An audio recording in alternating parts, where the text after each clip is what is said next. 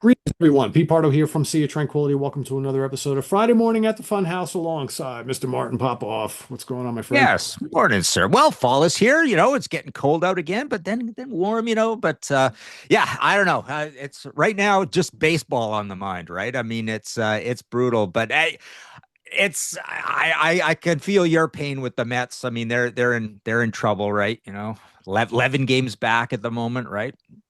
11 games back, a game and a half up of the Reds and the Giants for the wild card, and like no way to stop the bleeding. They're just lose. They're finding every way to lose possible. They've lost six in a row. They really are just blowing this entire season. It's like Well, another September collapse for the Mets. but they're that close, eh? That's interesting. So for the wild card, they're still in the hunt, eh? That's Well, they're good. up. They're still part of the wild card, but for how much longer, right? I mean, Yeah, a game and a half lead over two other teams who are both playing very well, and you're playing like shit. It's like, I don't yeah. know. And now, tonight they're playing Texas, and of course, it'll be the first time they're facing Jacob deGrom since he left the team, and he's been Mhm. pitching very good since he came back from being hurt. So I can almost see another loss tonight, and it's just, it's one of those things, Martin, with baseball, especially with this team. It's like with the Mets, when the offense is hitting, the pitching is terrible, and they wind up giving up more runs than they score. When the pitching is great, they don't hit at all, and they score Yeah, nothing. That's just the way yeah. it is, and it's maddening. Well, at least the Jays are still have a couple game cushion. I mean, the Yankees and Red Sox Yeah. are both I mean, playing really well right everybody the Jays is fighting against, the Red Sox, the Yankees, the Tigers. They're all playing 6-4, 5-5, back and forth kind of thing. It's just nothing's moving, right? now. And it's No, just so tense, right? no. And but it does feels like out of all those the Red Sox are in the most ascendance. So we'll We'll see. see. We'll see. With the Yankees, it's like if Aaron Judge hits a ton, they win, right? Yeah. The Red Sox are playing well. I mean, they've had a really good second half of the year. I mean, Jays are still playing good. I mean, it's what is it, 15 games left, 16 games left? Something like that, yeah, and a lot of head-to-head matchups too, right? So it Yeah, feels like 25 games, right? yeah, I know. It'll be an interesting last 2 weeks, so we'll see how Yeah. it goes. I'm not feeling confident on my end, though. I got to tell you. So we'll see.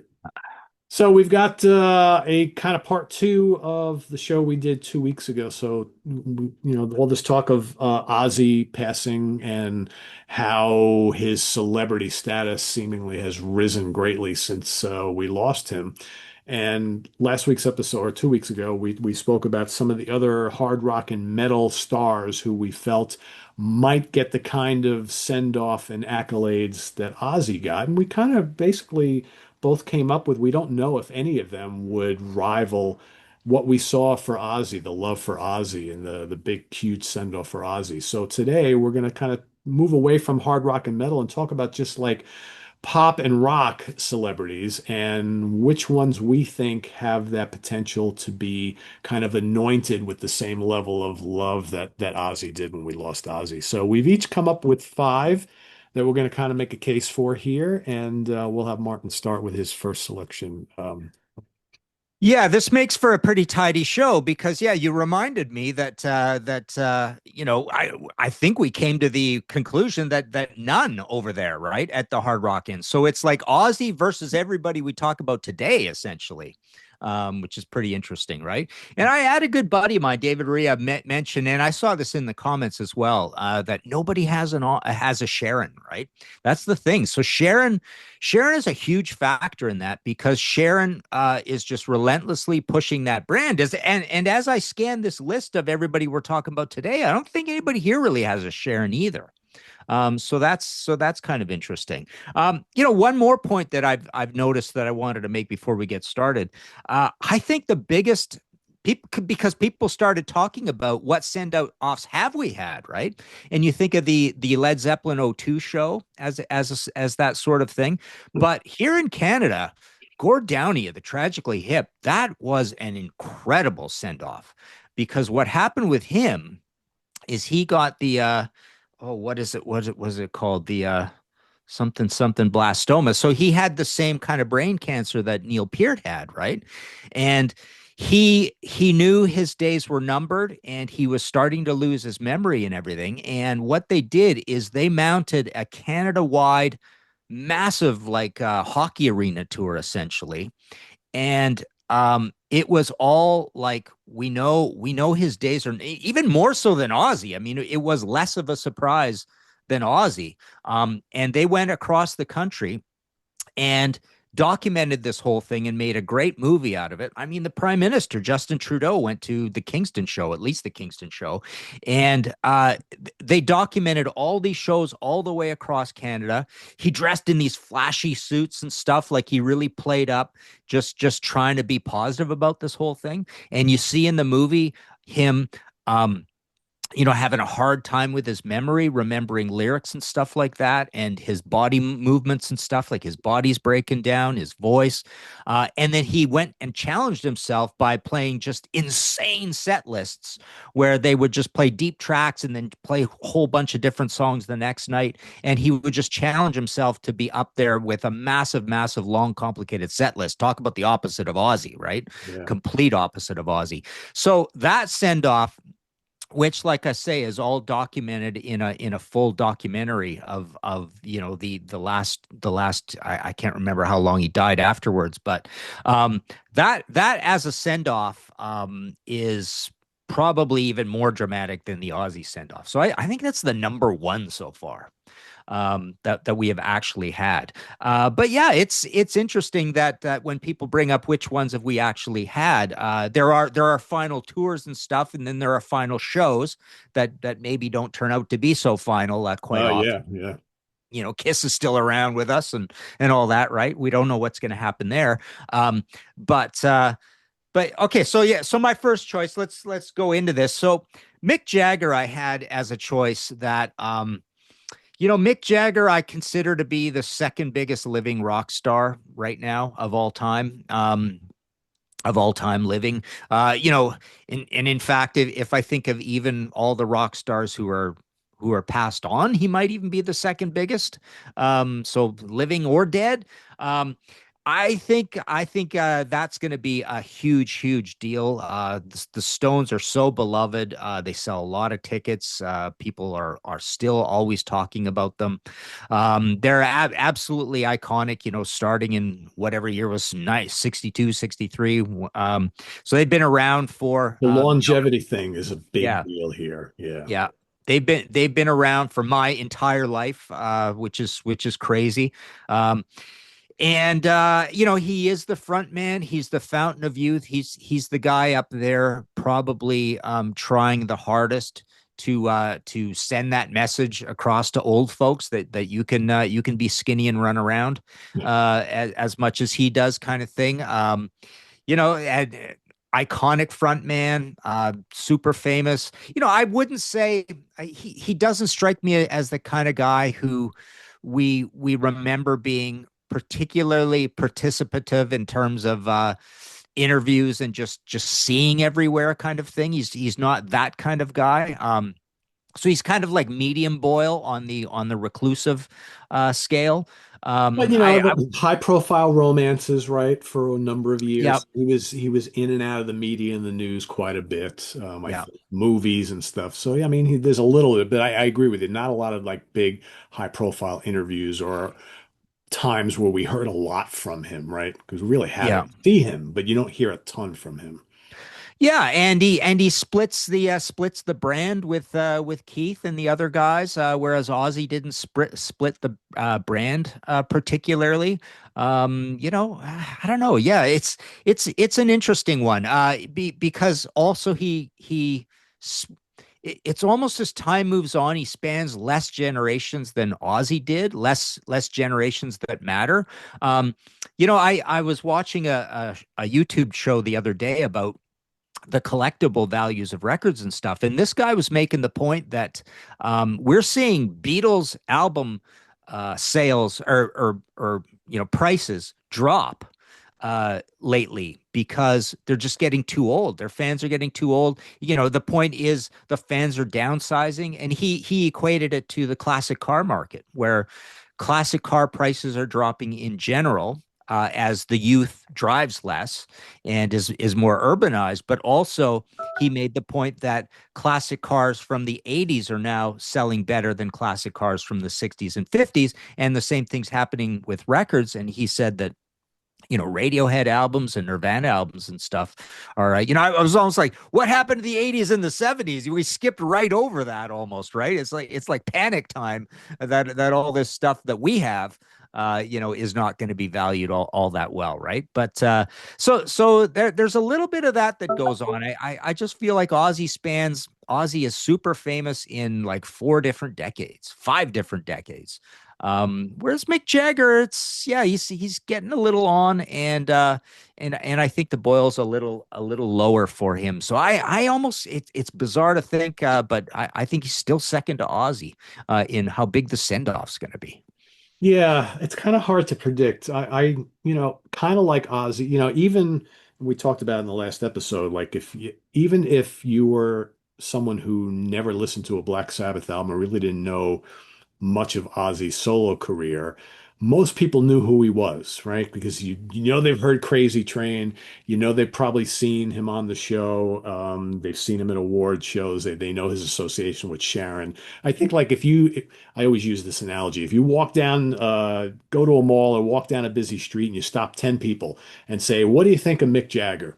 Or "Do you know who Mick Jagger is?" I think most people, I would say 8 out of 10, if not higher, know who Mick Jagger is, right? Yeah, Some of these other people we've already talked about, and maybe even a few we'll talk about today, people are like, yeah, I don't know who that is, regardless of the age, right? I think most people, even young people, know who Mick Jagger is. I would hope yeah, anyway, you know? yeah. Yeah, personally, I think Mick is going to be a big deal. Whether it hits on Ozzy levels, I don't know. I don't know. We'll have to wait and see, I guess. Right. All right. My first selection today is Phil Collins. So, if we would have done this exercise 45 years ago, Martin, we probably wouldn't have even picked him here. But of course, Phil, I think really once he became a solo artist, I think really catapulted his stock in a major, major way. Let's look at some of the numbers. So of course, a member of Genesis, he had the little fusion band Brand X, which really doesn't move the needle much at all here. But of course, the solo career, 150 million copy album sales worldwide just of his solo catalog. 14 top 10 hits in the US. Genesis sold over 100 million albums worldwide, 10 top 10 singles in the US, 12 top 10 singles in the UK. He's a four-time Grammy winner, inducted into the Rock and Roll Hall of Fame. That also, I guess, means a little something to most people, not, but it does mean something. I think Phil really did a great job of building himself up as a celebrity. He appeared in television and movies. He was everywhere. He was at all the awards ceremonies. He a big guy for MTV videos. He really made himself a star on MTV. And I think most people know Phil Collins. They know the face. He's got a unique look, right? He's had, if you've read his book, he just was really interested in being a celebrity and really kind of played that up really, really well. I think he crosses over into the pop market, into the R&B market, in addition to the rock crowd. Forget about the whole progressive rock thing. I don't think that really matters much here at all as far as like the legacy of Phil Collins to the masses, which is really what we're talking about. But I don't think Phil Collins is going to get the enormous send-off that Ozzy did. I think that's really what we're looking to measure up to. I think that Phil Collins will be a big deal. And he's had the high profile autobiography, and a lot of people are, he's got he has the physical issues going on right now, which is kind of similar to Ozzy. A lot of people I mean, Genesis was a huge draw on the concert scene. A lot of people went to go see that last tour to get that last glimpse of Phil playing live, right? There's all this talk, kind of like the Ozzy thing. Ozzy really not able to perform up to 100%, but gave it his all. Phil is very, very similar. I think Phil Collins is beloved. Absolutely. Um, it remains to be seen what'll happen when that time comes. And one of the things I kind of was thinking about too is you have to wonder sometimes, Martin, if hard rock and metal fans are just more passionate about their heroes that maybe mainstream music fans are. And that Yeah. maybe could be the big difference with Ozzy and a lot of other people we've talked about. I think there's something to be said about that.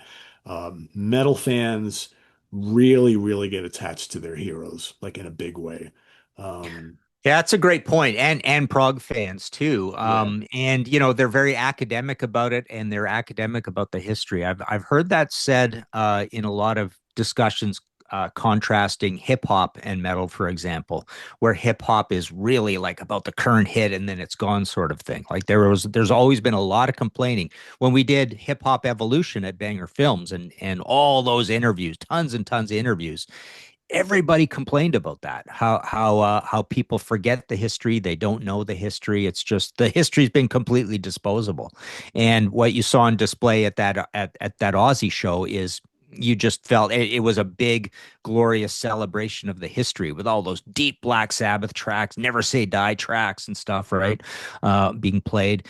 So it was a bunch of people geeking out kind of thing, right? The fans and the guys on stage. Yeah. So like for Phil Collins, for example, when that day comes, when that time comes, are the majority of people even going to give a second thought to all the great Genesis albums that he played on in the 70s? No, what they're going Mhm. to do is they're going to kind of hone in on all the big, massive, massive hits and things that he did, right? It's almost like Mhm. that back history doesn't really matter all that much, even though to a lot of us, that's maybe what matters the most, right? Yeah.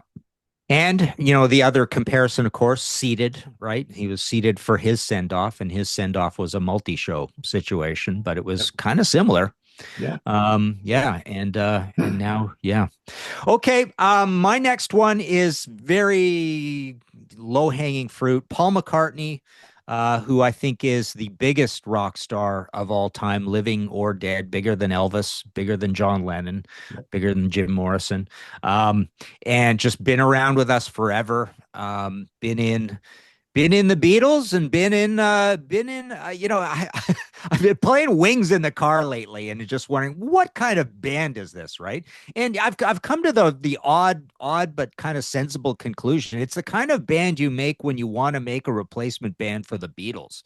It's just this kind of sleepy, low arrangement, don't ask much out of the drumming, kind of strange band with kind of little doodah sound effects and just very simple pop songs. It's just very spare, right?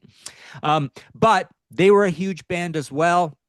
And you and I have talked about this before. I have a big collection, and I'm going into record shows and stuff all the time now with this collection of. I've been razoring out the ads from the old English newspapers and stuff. I firmly believe one of the big reasons the Wings were successful is they just advertised the hell out of that band all the time. They were always, always, always just relentless with the singles ads, the albums ads, everything, right? So that was a highly, highly promoted band, right? Um, but they were a huge band, and of course, as a solo artist, he was super prolific. This is a guy that is very beloved. This is another thing as I look through this list, and we talked a little bit about this last time. How much goodwill and badwill is there for these people, right? How much dirty laundry is there? How much do we think about all the complaining and the feuding and the bad behavior and stuff? With Paul McCartney, you don't really get a lot of that. Um, by being one of the most famous people who of the last 150 years, probably, um, you do get some people, always having that debate. Is he a nice guy? Is he not a nice guy or whatever? But, you have to really dig and get inside baseball to be having that discussion, because I think generally he's won all of us over. He does come across as a nice guy and a sociable guy, does lots of interviews. We see him all the time. We're seeing him in pictures and video now all the time. Yeah. He's just constantly around, right? And he's another guy who's like we obviously the voice is degrading, and we do question why he keeps doing it, but he does keep doing it. I mean, these guys, they love their job, right?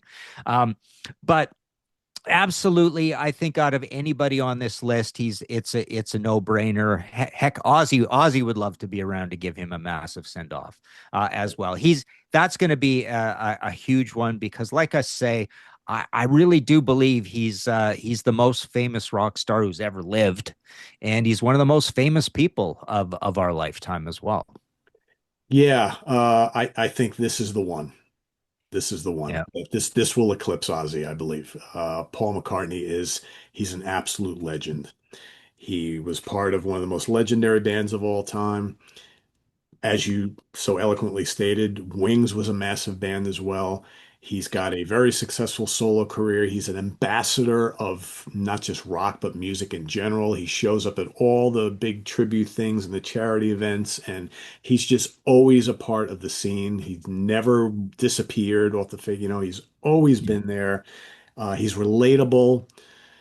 He's got that voice. Again, maybe not so much anymore, but he throughout his whole career, he's got the look. Yeah, everybody loves Paul McCartney. I've never heard anybody say a bad thing about Paul McCartney, and he's got the longevity factor, which I think still holds up really, really well today. Yeah, I think Paul McCartney. This is going to be the guy. This is going to be the guy, and I think he will go down whenever that day is that he's no longer with us, and many, many years afterwards. I think we will always look back to Paul McCartney as the greatest rock star of all time. Yep, absolutely. Well said. Yeah. We should have saved him for last, Martin. Yeah. It's like now it's like the rest of this conversation almost doesn't matter anymore, right?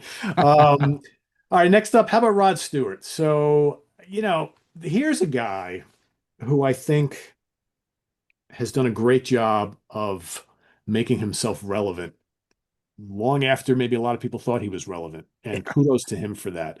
As a member of the Jeff Beck group, as a member of the Faces and solo career, this guy has sold over 120 million records worldwide all time.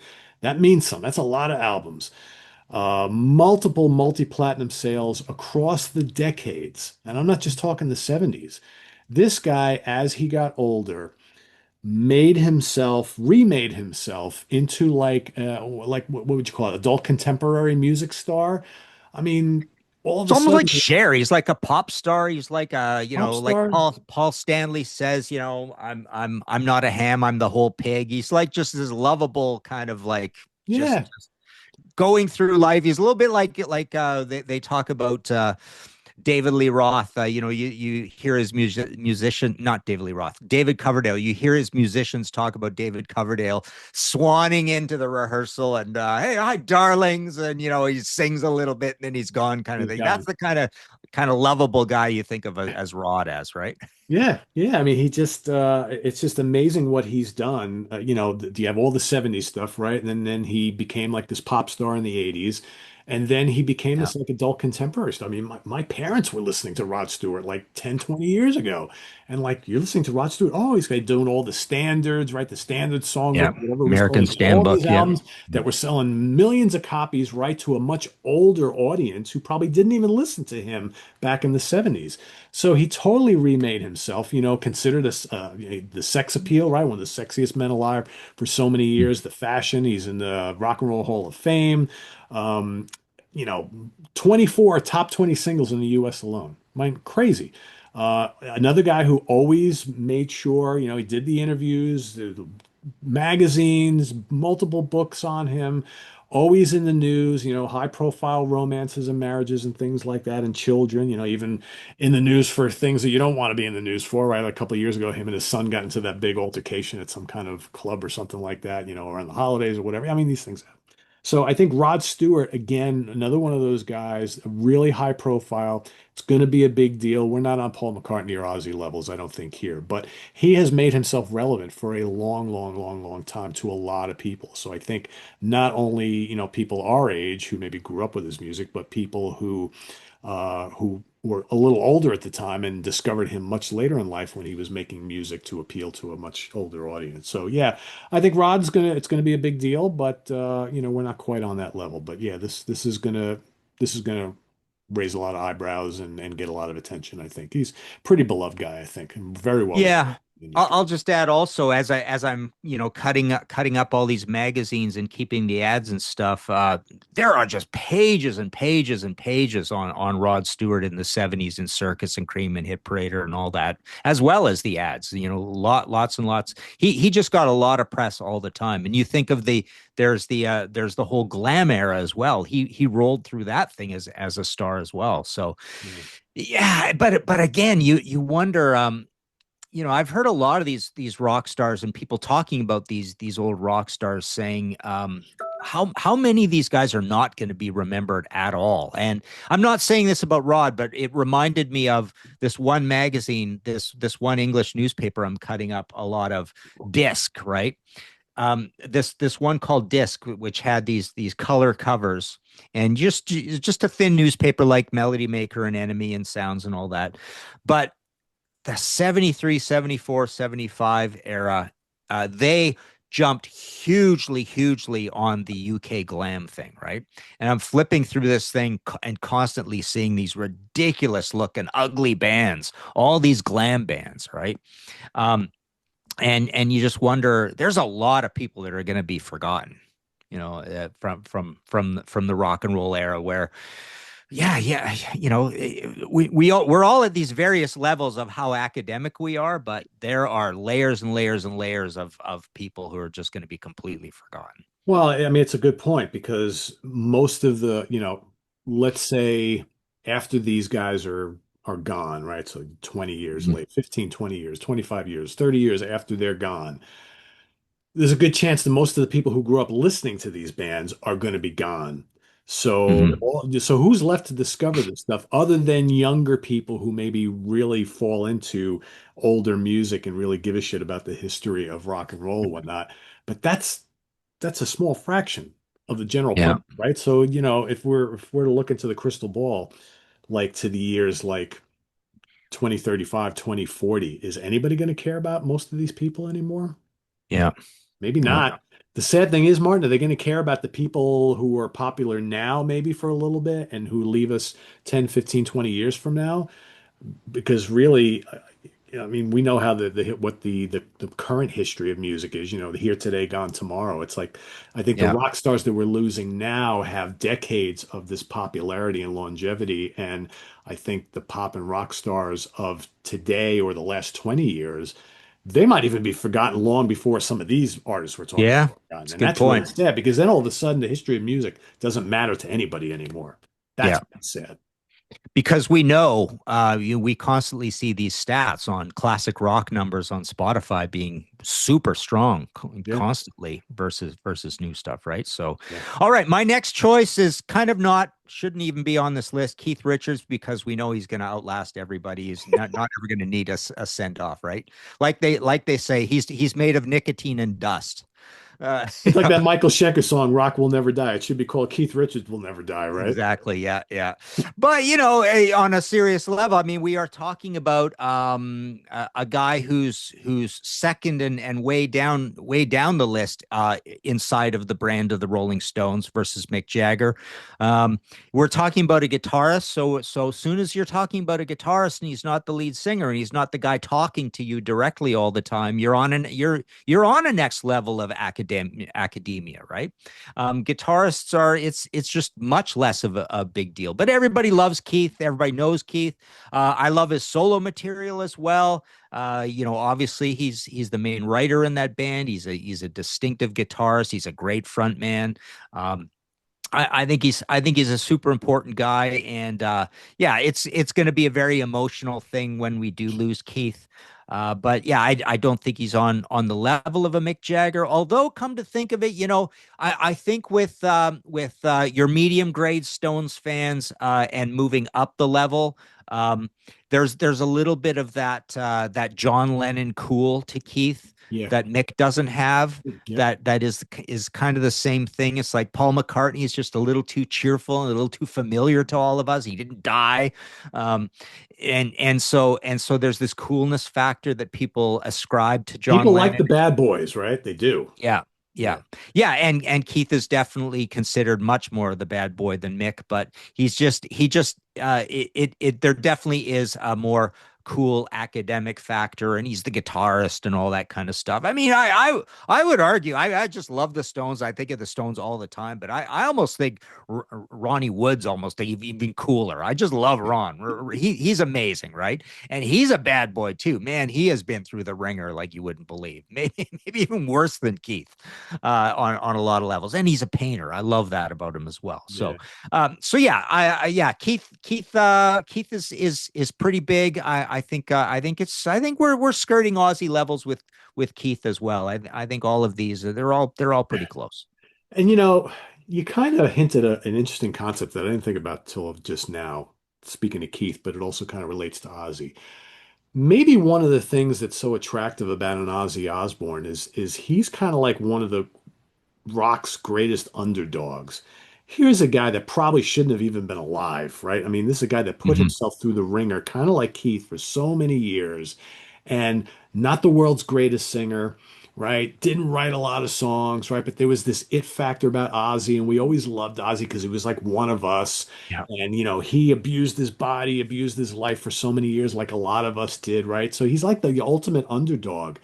You could probably say the exact same thing about Keith Richards, if not more so, and that's why we love him so much. He's just Mm. like one of us. He's flawed. He does and says things he shouldn't say all throughout his career, and we love Yeah. that about him, right? He's just one of us. He's that guy who's always going to be there no matter what happens.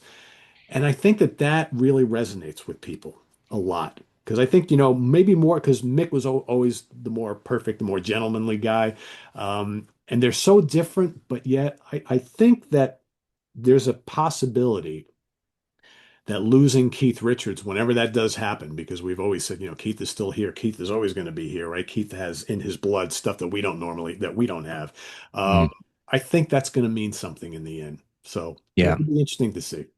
I think the other thing we love about Keith is how much he loves music. I mean, that Oh, yeah. guy Yeah. yeah. And there's a few people on this list that are like that, but I don't feel like that about everybody on this list. But Keith is just like a walking encyclopedia of just loving to death all that stuff. As is Robert Plant, who we talked about last show, right? Yeah, yeah, for sure. Yeah. All right, my next choice is someone who probably, maybe even more so than a lot of people we're going to talk about today is really a true celebrity, and it's transcended the music, and musically speaking, I mean, Elton John has sold over 300 million albums worldwide. Just crazy. But, not only his solo catalog, I mean, he has done extensive work on like film soundtracks. I mean, he's became the voice of so many really, really popular movies and soundtrack albums over the years. And he's a guy who appeared everywhere. Elton John was basically, I want to be a celebrity and I'm going to dress the part, I'm going to look the part. He really made himself part of like, charity organizations. He was a huge person on the gay and lesbian scene, right? Rock Mhm. and Roll Hall of Fame nominee, 40 top 20 hits in the US alone. Crazy number. Two Academy Awards, five-time Grammy Award winner, um, 10 straight Platinum Plus albums here in the States alone from the early 70s to the early 80s. I mean, just a crazy run. Everybody knows who Elton John is. Everybody knows who he is. High profile life, always in the camera spotlight, a part of all the awards ceremonies. He's always given interviews, collaborations with other folks. I mean, he has, I mean, God, he appeared on Ozzy's last album for crying out loud, right? So I think that Elton has just made himself available to everyone, whether it be in entertainment. I think he became over the years like a true entertainer that just transcended rock and roll and pop. So I think Elton is going to be a huge deal as well. What that level might be, I guess we'll wait and see. But I mean, yeah, it's going to be massive, I think. Yeah, I think it will eclipse Aussie levels. What the other things we like about Elton or love about Elton is he loves music too. He Oh yeah. really knows music. That is really cool. A lot of people don't know that about him, but it's super impressive when you hear him talk about music. And he's flawed and he's self-deprecating too. Yeah. He just lays it all out too. So Yeah. Yeah. yeah. All right, next on my list is Bruce Springsteen. Here we have someone who is the brand like Ozzy. I think he's absolutely super beloved out there in the world. He's almost one of those kind of guys that you wonder should have been president along the way, kind of thing. Like you wonder why he wasn't more involved in politics and stuff, right? Um, but yeah, huge artist. Diamond album with Born in the USA, and almost like the face of America. You almost think even in more of a in more of like a I guess a jingoistic way, it would be Leonard Skinnerd, but in terms of just all of America and you know, America's hero, especially in the 80s. It was Bruce. Sells a ton of tickets. Also self-deprecating, honest about himself, flawed.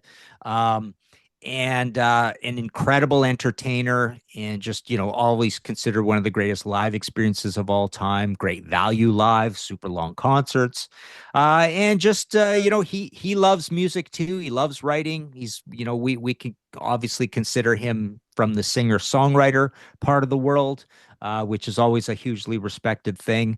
It's great that he's still with us, still looks good, healthy, and I think this will be on those sorts of levels as well.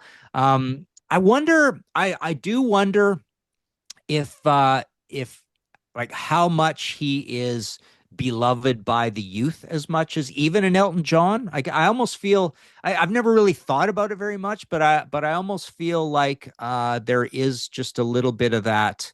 You know, today's generation and the one just behind it and the one just behind it are not big Bruce people. He kind of has that boomer vibe about him, right? Yeah, yeah. It's an interesting discussion point with Bruce Springsteen because I think if we were to go back to like post 9/11 times, he was absolutely the face of America because Mhm. he really stepped up when this country was, you know, in mourning over what happened September 11th all those years ago, which was just yesterday, as a matter of fact.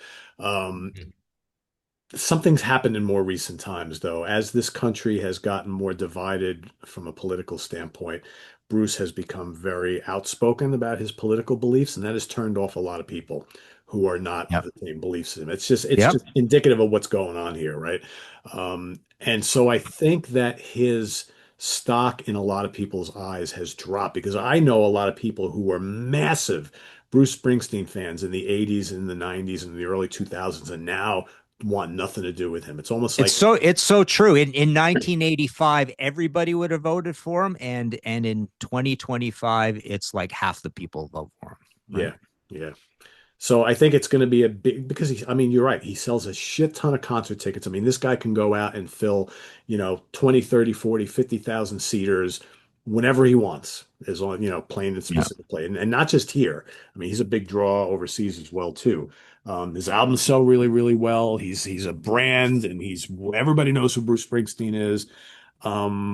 But you know, the whole political thing has kind of gotten in the way of a lot of things. It's kind Yep. of a shame, right? Because some people just can't separate the two. And and he continues to be very outspoken. So it's like, you know, you're not going to silence him, right? So Yep. his legacy is going to, I think, be a little tarnished because of that, whether you agree with it or not. I mean, I don't take any side. It's like to me, it doesn't matter if Yep. I like his music, I like his music, right? I don't care what kind of beliefs he has. Mm. So yeah, so we'll see, but it'll be interesting. Yep. All right. All right, next up is maybe someone that's not quite on the level of some of these people here that we're talking about today, but I wouldn't discount her at all. Stevie Nicks. So, of course, a member of the massive, massive Fleetwood Mac band, but also really big as far as her solo career goes. So she's released 8 solo records. 6 of them either went multi-platinum, platinum, or gold. She's had 8 top 20 singles in the US. In Fleetwood Mac, she was part of 2 absolutely massive monster albums in the self-titled Fleetwood Mac album. And Rumors, I mean, Rumors alone sold 40 million copies alone. Um, Yep. 16 top 20 hits from Fleetwood Mac when she was Mm. in the band. She's also really well known for her fashion sense. I think that Stevie Nicks' impact. Pete, am I frozen at your end? Yes, you are. I But hear you you can hear though. me. I can hear Well, you. that's pretty weird. I don't know Yeah. what's going on there. Yeah. Do you want to let's take a pause. Let's Okay. take a pause, and I'm going to come back in. I've never seen this happen before. Okay. No problem. Hold on. It And I think the whole kind of Stevie Nicks is like a fashion icon, I think is really, really important. I know tons of women who have always looked up to Stevie Nicks as not just a pop and rock star, but she's like this female celebrity that also happens to be in music. And how many people dress like her, wore similar type clothes to her. She's also done tons and tons of fashion, I mean, charity work over the years. She's been in lots of high profile romances, going all the way back to the beginning with Lindsey Buckingham and Joe Walsh and so on and so forth, I think, which has always kept her kind of in the tabloids, so to speak. She's a Rock and Roll Hall of Fame inductee, two-time Grammy Award winner with Fleetwood Mac. So I think, Stevie's going to be kind of a big deal, but we're not talking like mega Ozzy things here. I mean, numbers here. I think it's going to be a big loss. She's beloved out there. But it remains to be seen on what kind of level we're going to get with Stevie Nicks. Yeah, the whole female side of it, there's a psychology about aging too, right? Yeah. It's like men are allowed to age, females are not allowed to age, and Yep. you see Yep. you see a lot of them go away when they lose their looks. They don't want to be seen, right? So kind of interesting there. Yeah, obviously a massive star though. It's hard to think of who else, what other women are around that would, I guess as we move into the pop world, there are some massive, massive stars out there, but most of them Yeah. aren't that old, right? There's Cher, There's Cher. Yeah, there is but Cher. there are some massive stars in this world from the hip hop world as well. Yep. You think of Taylor Swift and Lady Gaga as well from more of the Madonna. pop world. Yeah. Madonna, yeah, there's a lot. So if we have this discussion in 10, 15 years from now kind of thing, there will be a lot more on the list. It just feels like it's currently there's just not a lot around, right? Yeah. Yeah, for sure. So, all right. My last one is Pete Townsend. I wanted him on here because I just love the guy to death. He's a legend to me. I think he's great. But it is again, it's a very academic thing. Here we have the face of the Who, but the Who brand is a little bit like that flying under the radar bit brand a little bit. It's a little bit academic to people. It's almost like a big, massive, famous version of the Kinks. It's the same kind of vibe, right? When we think of the Kinks, we go, "Oh yeah, we all us audiophile, record file people, we love the Kinks." But who else really knows about the Kinks, sort Yeah. of thing? And then the Who is way more famous than that. But the Who versus the Stones, it's kind of the same idea. Um, but he is the co-lead singer. He's my favorite lead singer in the band, and he's the writer of so many things, and obviously, plays as well, concept albums. Huge star, and the Who are even still touring, which is crazy.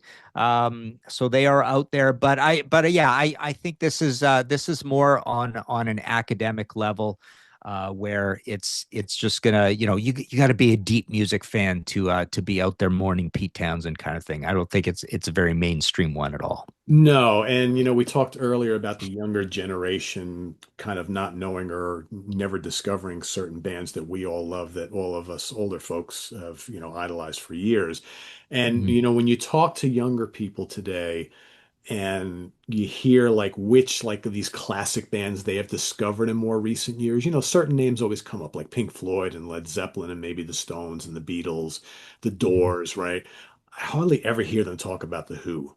You mentioned the Kinks, certainly not, right? So I Yeah. think that the Who, sadly enough, once a lot of us are no longer around, are going to be one of those sad instances of a great, great legendary band who's going to kind of be forgotten for a lot of the reasons that we spoke about. And I also agree. I think Pete Townsend is a big deal, and he's been such a part of music for so many years. And I think we talked about, I thought his autobiography was a great read. I Yeah. absolutely Yeah. loved it, right? And because you really got a feel for the what this man is all about, really, that you hadn't really heard before, right? And just a true ambassador of music, I think, and self-deprecating and all that kind of stuff. Just a real human being that is going to be greatly missed when that time comes.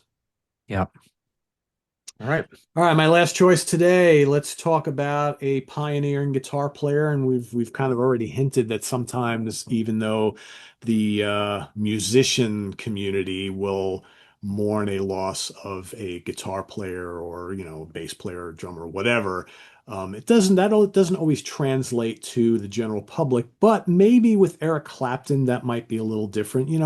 We lost Jeff Beck not all that long ago. That was a big deal to a lot of us, but Jeff, not really a mainstream guy.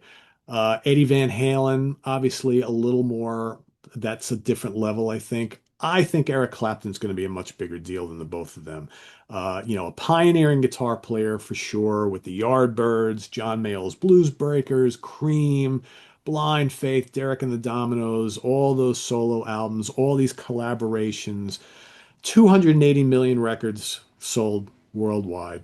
Lots of soundtrack work. He's in the Rock and Roll Hall of Fame multiple times with various different bands and as well as solo career. Multiple Grammy Award winner, recognizable face, right? Always kind of looked the same.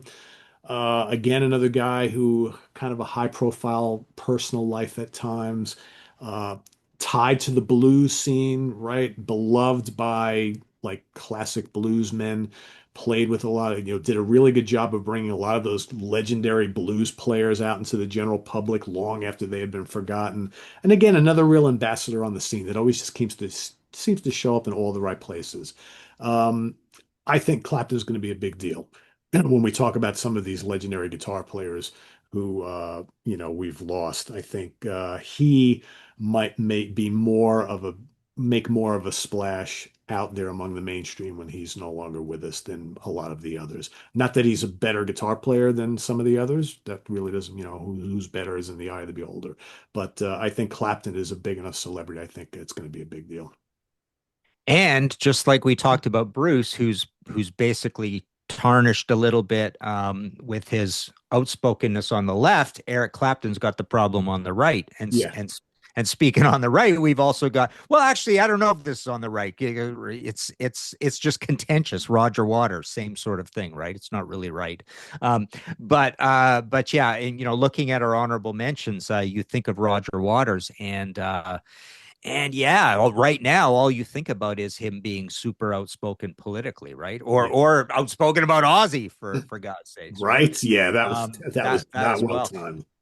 And you just reminded me of something. I don't think Eric Clapton will be. It won't be as big a deal as Eddie Van Halen, but I saw some scathing stuff about Eddie, and I don't know if this was on in the comments on the last show or what, but there was a good case made that there's so much bad will around Van Halen in terms of not being a fan friendly band, being reclusive, not treating your employees well, all that sort of stuff. Like just kind of it's a nasty camp, right? That you felt out of the whole Van Halen thing, and that really puts a damp blanket on the thing. I don't know if that's a mixed metaphor or what, but it's there's and the way Alex did his book and the book tour and stuff, and it just there just feels like bad vibes there too, kind of thing, right? Yeah. So yeah, with some of these guys, you've definitely got that problem. Definitely with Roger Waters is a big one, and like I say, Eric Clapton said some things that have ticked a lot of people off in the last little while as well. But yeah, I don't know. I'll mention a few of these honorable mentions, and then you could go through some other ones here. I'll just start with say the first five or so. But Ann Wilson was on our list, right?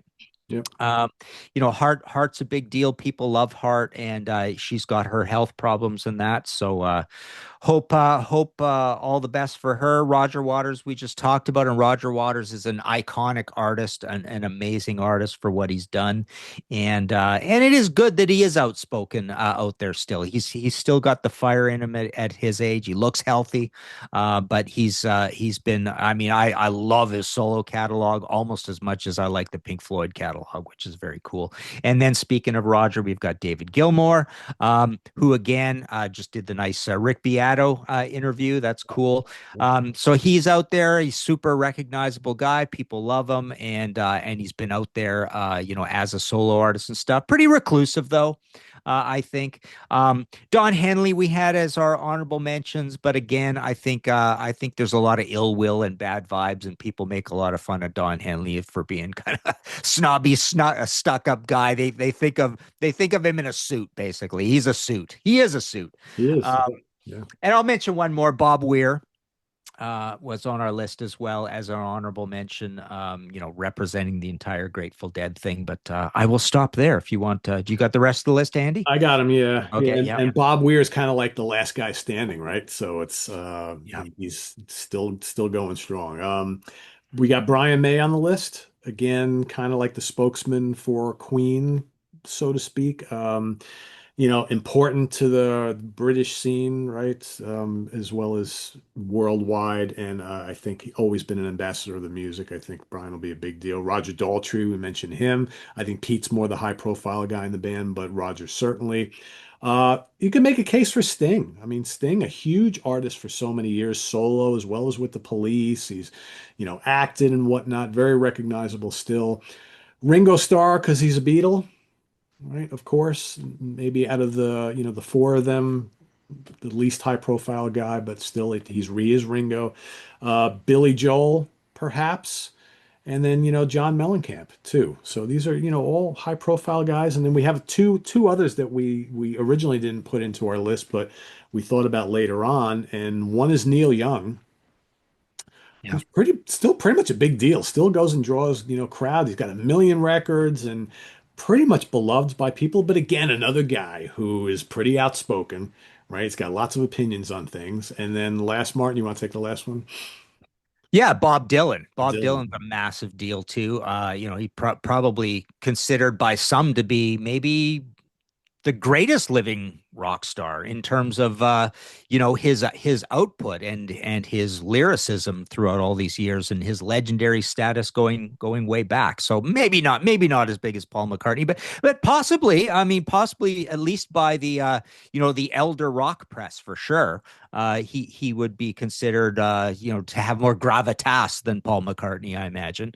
But yeah, he's a big deal as well. And Neil Young's a funny one because it's almost like when you think of Neil Young, what do you think of? You think of cranky. You just think of this cranky guy who's making demands and just driving everybody crazy that he has to deal with, sort of thing. And yeah, it's funny where you eventually these guys. A lot of these guys are eventually reduced to a caricature almost, like one adjective kind of thing. But yeah, massive star. But yeah, I almost feel like the rock star with almost the most hallowed legendary status out of all these people is probably Bob Dylan. Well, and especially maybe more so here in the States, he's like the last of that era, right? That like kind of pre and post Vietnam era here in the States Mhm. where, music moved from the kind of singer-songwriter thing through flower power, psychedelia, and all that sort of thing. And he kind Yeah, of went through all of that. And, he's known and beloved, whether you love him or not, by so many people as being one of the greatest songwriters of all time. And he's like the last of that era of the great songwriters, the American songwriters. So yeah, I think that's going to be a big deal to a lot of people, Bob yeah. Dylan. Even though kind of a recluse guy. I mean, you don't really see him out much, anywhere. He keeps a low Mhm. profile, doesn't do lots of interviews, but everybody you talk to in the music industry loves Bob Dylan. Always have. Yeah. So we'll But again, getting a bad reputation. He's had this bad reputation for a long time about around the live shows, right? The songs he would play and just the mumbling through stuff and them not being very long and all this. So, it's almost like anytime he plays live, just the complaints come out in a huge way, right? He's like Neil Young. He's thought of as a cranky guy now, right? and maybe, he can be, right? Maybe he's been around long enough, he's done enough that maybe it's like whatever a Neil Young or a Bob Dylan want to do now, that's what they're going to do. You either like it or you don't, right? And I think that's the attitude they have. It's like Yeah, they're going to go on their own terms and they're going to play what they want, tour whenever they want, and it's like they deserve it, right? I guess. I don't yeah. know. Well, as a closing thought, I need to reiterate. I just saw it on my notes again here, but I need to reiterate. I think the most incredibly emotional and elaborate and well documented and poignant send off that any of these guys have ever gotten is Gordon Downey. That one is going to be hard to surpass. Yeah, and you have to wonder, Martin, if any of these people we've talked about today will decide when the time is right, and whether it's driven by health issues or whether it's driven by Yeah, they're ready to retire, they're done. If they yeah, choose to go out in a grand way that really lives up to the career that they've had. Like I could just imagine, we talked earlier about Paul McCartney still going out there and doing these tours. He's not really singing all that great, but he still does it. You have to wonder if Paul at some point is going to say, you know what? I'm going to do this one last time, whether it's one show or a series of shows or a full tour. And I'm going to bring some of my best friends along to make this happen and really go out with a bang. And then that's yeah. it. It's done. And you wonder if any of them will do something like that, or will it be kind of like the Ozzy thing where it was like rushed to put something together because we knew that they had to do it before it was too late, so Mhm. to speak. So I don't know. Yeah, it's a great point. It's like the circumstances. Where does the health dovetail in with this whole thing? Are you part of it, or is it after you're gone kind of thing? Yeah. Is it a send off because you died? Is it a send off of a incomplete tour? Is it a send off of one show? What kind of shape are you in kind of thing? We've seen various versions of it kind of thing. So yeah, it'll be interesting to see how some of these go down for some of these people because the Aussie was a very unique situation. Yeah. Yeah. So. Yeah. All right, Martin, update us on what's going on your end with Contrarians and podcast. And I know Yeah, that there's the I book haven't been doing situation. Yeah, I haven't been doing too many shows lately because I've been so busy with book deadlines, but I've kept up on the audio podcast once a week. So that's still been going. History in 5 Songs with Martin Popoff. The tariff things, parts of it have sorted itself out, parts of it haven't. I reopened my website, but I only have up there the Iron Maiden book, the Dio book, the Max Webster book, and the Merciful Fate book because those were recent reissues and they've been selling well and people kept asking me about them and I said no, they're gone and my website's gone, right? um, so yeah, you can order any of those 4 books from me. I've got some other stuff coming out soon. The massive Deep Purple book will be going up on the website and for sale at some point about a month from now, so that's just called 7 Decades of Deep Purple, big hardcover. And that's it. So yeah, a few other old ones might go up, but I sold off so much stuff that I kind of got out of the business, and so I'm only going to come back into the business kind of with the recent stuff. I'm not just going to keep up with everything sort of thing. But the website is open again, and you can email me or Facebook me if there's some other book you're wondering about. But yeah, all the new books should be for sale in some fashion. Does it feel good to be back in business, at least on a more manageable Yeah, level? yeah, it definitely does. It's still a hassle, and there's more to fill in forms, and there's still some costs involved, but some of it has sorted itself out. But yeah, there's a lot coming. That Deep Purple book is well. Let me see. Is it handy here? Let me just grab it. So this isn't out yet, but this is well here. I'll bring down the Dio too. So and the maiden. These are the big Schiffer ones, right? So the maiden is available, the Dio is available now, and the purple is available. Oh my god. The the purple is available soon, and that's this one. Wow. So big massive hardcover. So that'll be out in October. But all of these are available. So go for it. Cool. All right. Good to see. Oh MartinPopoff.com yeah. back in business. So go get your books, folks. Martin will ship it out to you with a nice little handwritten Hmm. on that first page. So it's Yeah. you can't have a Martin Popoff book without Martin's little intelligent little quibble on the first page. It's Yeah. so yeah, so go check all that stuff out. And what do we got coming up here on the channel? We've got the Professor's Picks coming up later today, 3 p.m. Eastern Standard Time today. Ken's got a whole bunch of stuff to talk about today, so do not miss that stuff that's going on sale today. And tomorrow we have Jamie Laszlo and myself as the review crew two, just the two of us. We're going to be doing a whole episode on Rock Candy Records and a lot of reissues and remasters that have come out on that label that we picked up of late. And that's tomorrow. We've got Sunday ranking the albums, two ranking the album shows. Grant Arthur and I will be ranking the albums of Trillion, and I will be ranking the albums of a kind of obscure but very cool prog rock band from the 70s called Satin Whale. They got five records. Going to talk about those. And then Rich Catino and I will be back with another episode of New Wave of Traditional Heavy Metal Primer. We're going to be reviewing the new albums from Burning Witches, Helm's Deep, and Haunt. So three brand new releases of three very cool bands. So stay tuned for that Sunday evening. And visit us on the web at www.seatranquility.org. We're on Facebook, YouTube, and Instagram all the damn time. Please subscribe if you haven't already and click on that notification bell so you get alert of all of our content as a post. And please do hit that like button before you leave, folks. Thank you so much for Martin Popoff. I'm Pete Pardo. See you back here in 2 weeks at the Funhouse. Enjoy your weekend, everybody. Take care. Bye bye.